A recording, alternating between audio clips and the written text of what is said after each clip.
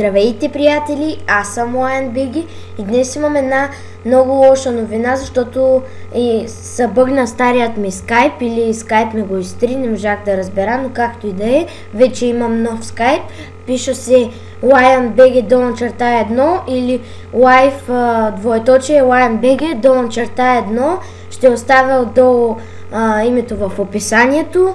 И това не можах да разбера, стана ми много интересно, защото преди 2-3 дена изтриха Skype акаунта на itsdeluxe.bg и сега дойде ред и на моя и това не можах да разбера защо стана, но както и да е. И това беше всичко от мен. Надявам се да ви е харесал клипа и чао-чао!